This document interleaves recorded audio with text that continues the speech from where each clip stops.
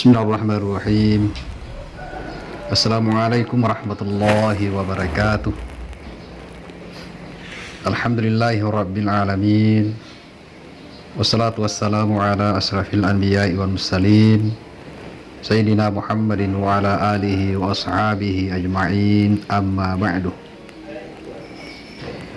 Anakku sekalian, para santri santriwati, pada pertemuan yang lalu kita telah membahas atau membaca beberapa hadis, dan pada saat itu hadis yang terakhir kita baca adalah hadis yang ke-16. Namun sebelum kita masuk kepada hadis yang ke-17, lebih awal kembali kita membaca hadis yang ke-16.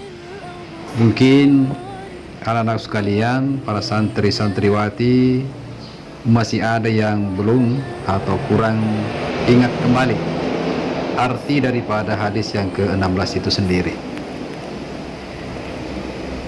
Wa an Anas radhiyallahu anhu qala Rasulullah sallallahu alaihi wasallam, la yatamannayanna ahadukumul mautah lidurrin aswabahu wa in kana la budda fa'ilan falyaqul Allahumma ahyini ma kanatil hayatu khairan li wa tawaffani idza kanatil wafatu khairan li. Hadis ini mengajarkan kepada kita bahwa tidak boleh sama sekali minta mati. Dilarang atau dilarang keras minta mati. Bagaimanapun musibah yang menimpa kita, tidak boleh kita mengatakan lebih baik saya mati. Ini penekanannya dari Anas radhiyallahu anhu qala Rasulullah sallallahu alaihi wasallam, la yatamannayanna ahadukumul mauta lidurrin aswabahu. Yang artinya kurang lebih seperti ini: tidak boleh sama sekali di antara kalian minta mati apabila tertimpa musibah. Musibah apapun kita tidak boleh minta mati.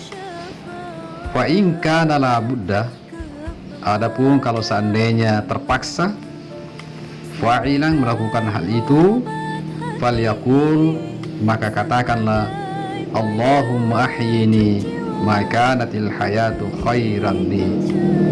Ya Allah, hidupkanlah saya apabila hayat itu atau hidup itu baik bagi saya.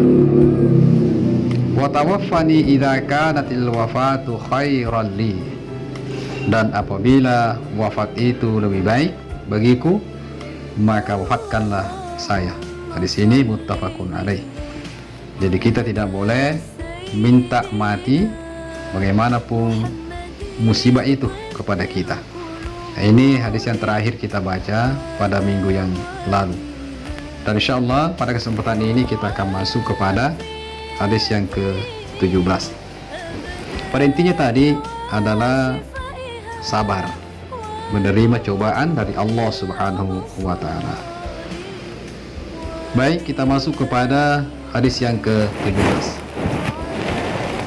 Wa an Abi Abdullah Khabbab bin al-Aratti radhiyallahu an qala syakawna ila Rasulillah sallallahu alaihi wasallam wa huwa mutawassidun burdatan lahu fi dhillil ka'bati wa qulna ala tastansiru lana ala tad'u lana faqal qad kana man qablakum yu'khadhu ar-rajulu wa yuhfaru lahu fil ardi wa yuj'alu fiha thumma yu'ta bil minshari fayud'u ala ra'sihi fayuj'alu nisfaini wa yumshatu bi amsatil hadidi ma duna lahmihi wa uzmihi ma yasudduhu dzalika an dinihi.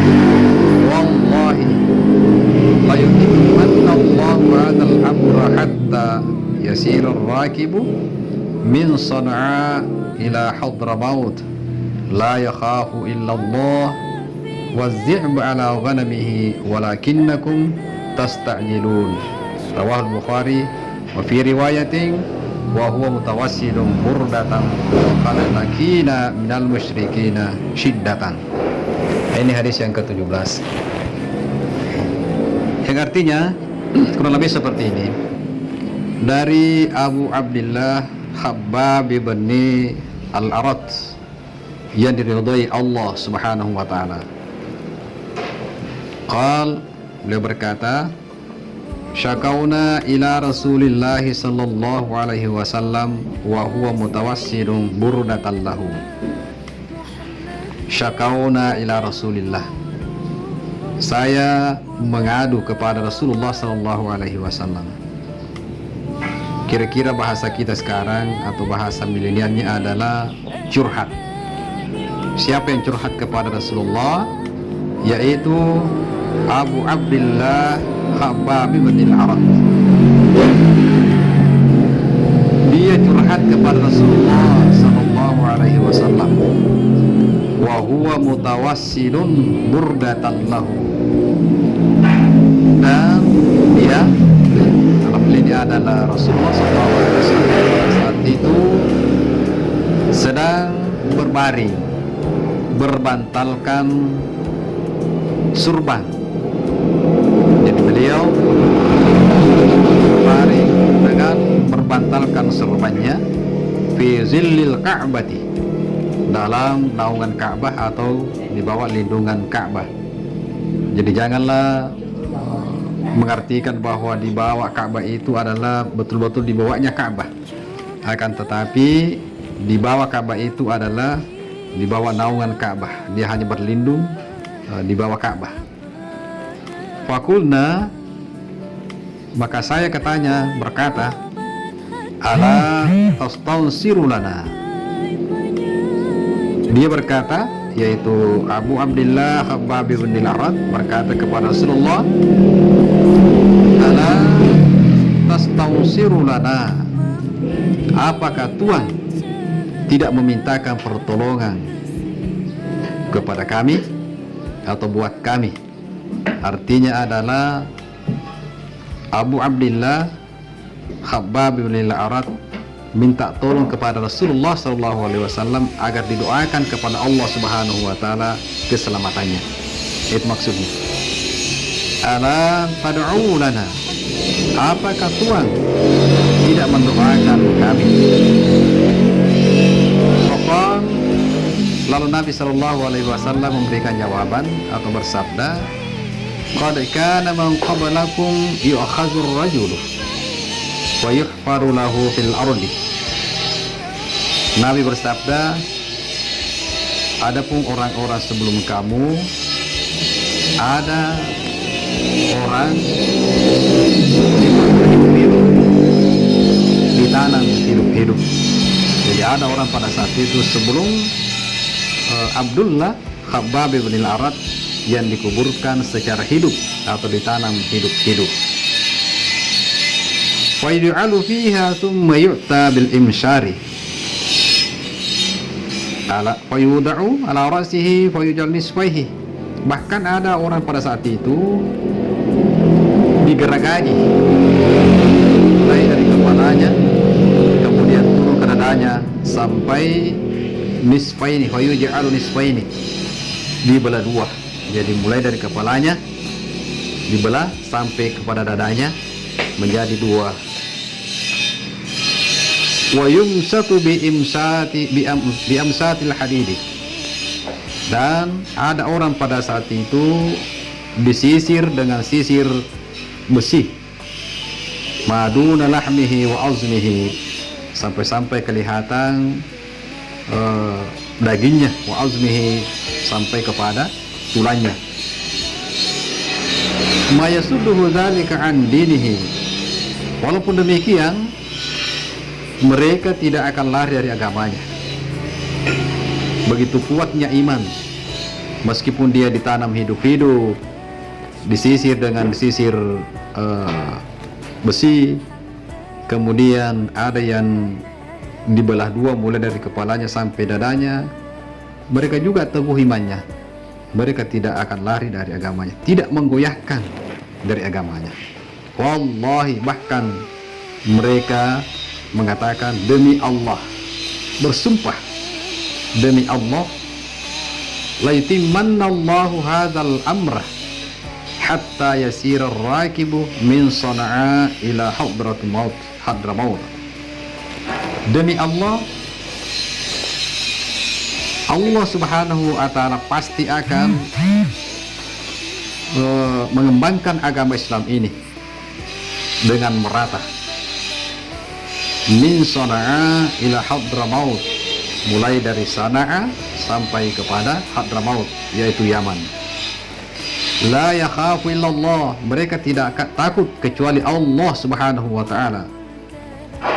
Wadzi'bu ala ghanamihi, begitu takutnya, melebihi takutnya domba atau kambing daripada serigala. Walakinnakum tasta'jilun, akan tetapi kalian tergesa-gesa. Rawahul Bukhari wa fi riwayatin wa huwa mutawassidun burdatan wa qad lakina minal musyrikin syiddatan. Juga satu riwayat bahwa Nabi SAW atau beliau pada saat itu berbaring dengan berbantalkan sorbannya. Wa qad lakina minal musyrikin syiddatan, dan baru saja kami bertemu dengan orang musyrikin yang telah menyiksa dengan siksaan yang sangat pedih.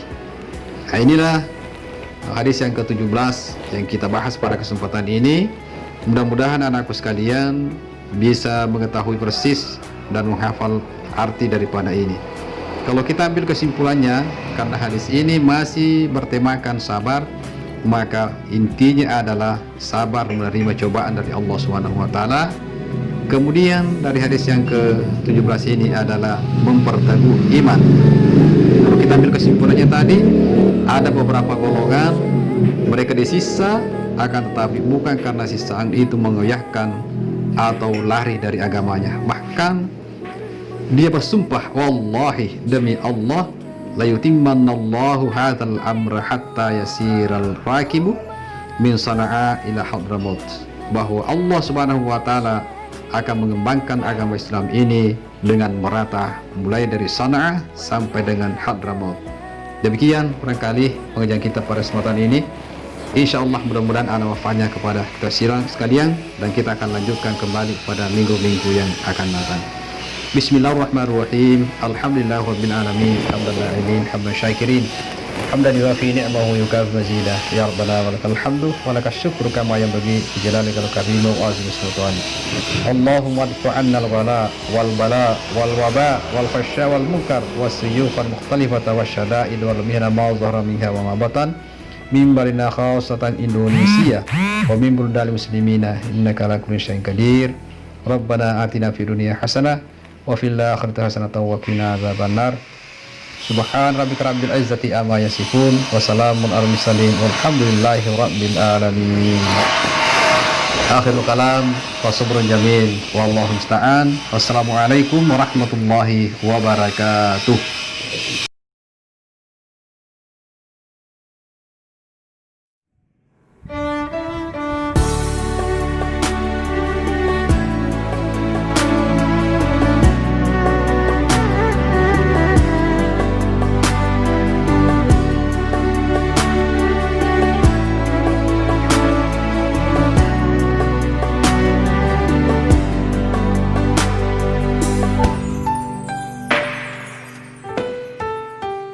Dulu kau pernah bermimpi temuinya di tanah suci. Kini kau kan pergi tunaikan panggilan ilahi. Datang dan katakan